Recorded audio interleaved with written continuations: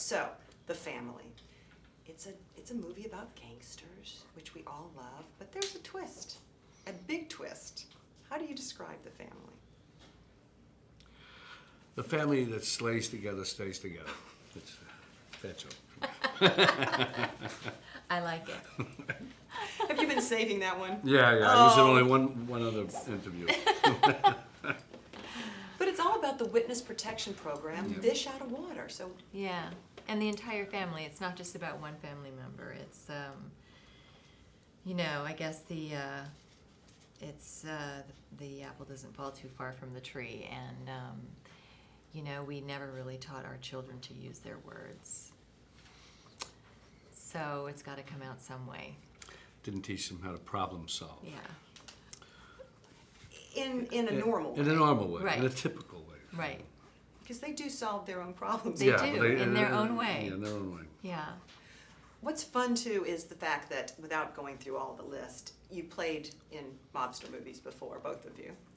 So what is different about your character now? Or did you draw something from some of these other characters? Like, you're a little older than you were, playing Just a a mobster's little. wife and so on, yeah.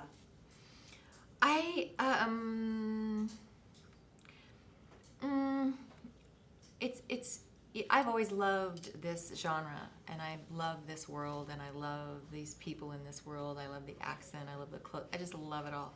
So I think when you just respond to something like that, it just comes easier for you. And I certainly didn't want to repeat myself, and I was conscious of that a little bit. And basically, that was, I think, in the book, her hair is very dark. She's described as having very dark hair, which I would have liked to have done, but I didn't want to, have that comparison. Yeah, this whole, the whole Goodfellas thing is so, because of that movie, makes it interesting. The whole, the Cinematech thing at the end is I don't know what you call it, but it's kind of original, it's kind of great. I said, this will be fun. And it was. Yeah, and then Luc Besson wanted to meet Marty. And Scorsese. Yeah, Scorsese. And so I got them together, and he was a big fan of Marty's and Scorsese, and then that was it. So then Marty got involved in it and so on. Having a French director, filming this in France, in Normandy, I guess a lot of it, did that, because actually the French countryside is a character, isn't it? Yeah, very much so, yeah, right. So how In did the that, same way that New York City is. Yeah. So did that how did that play out in terms of making you feel like a fish out of water? Well, and the way the story goes, with our experiences with the local people and how we handled the situations, or would like to handle them, and then maybe did actually handle this fantasy shots, and then real sort of exchanges with the local folk. And Luke has got a great sense of humor and sensibility, and understood that, and that's he's French, and he understands Americans very well. He loves American movies, so he could get the balance that Yeah, because he spent a lot of time here, so it makes sense. So because we were at one point we're thinking of he was just writing the screen adaptation to the book Malavita. Then he was going to produce it, and we were looking for a director who was going to direct this. And it was hard because it was really from him. It was he got the book, he got the whole thing, so he wrote the screenplays. It was his sensibility. So he finally said, look, I'll direct it. Well, and if we didn't know this before, the big difference, at least in the movie, between the French and Americans, food, which was great. They don't really like peanut butter? Apparently not. Yeah. I guess not.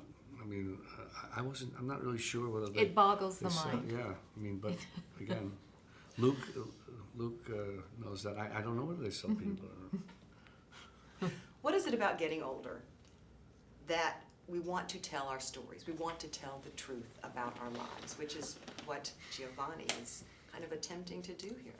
Yeah, I think that's especially people who've had very interesting lives that have not been able to let it out. They want some kind of recognition for what they did, some kind of validation, as bad as it may be or as bad as it may be perceived. They want to tell their side of it because it's not so simple, and that's what he wants to do. So and again, I don't. That's a thing that was in the book, I think, originally, was it not? Mm-hmm. And then Luke, again, being a writer, that was maybe one of the things that attracted him to this project. And of course, you too want to get it out at church. You want to confess, but that kind of falls apart, doesn't it? Yeah, that kind of blows up in her face. Yeah. Yeah, I mean, I think that it, you know, she's full of a lot of rage and a lot of shame, and I think that guilt, and it's her way of trying to redeem herself. Real quick, don't I have double time with the generics? Yeah, if you've already got it, yeah. What? Already. Oh, but I mean generics. Yeah. We're supposed to be.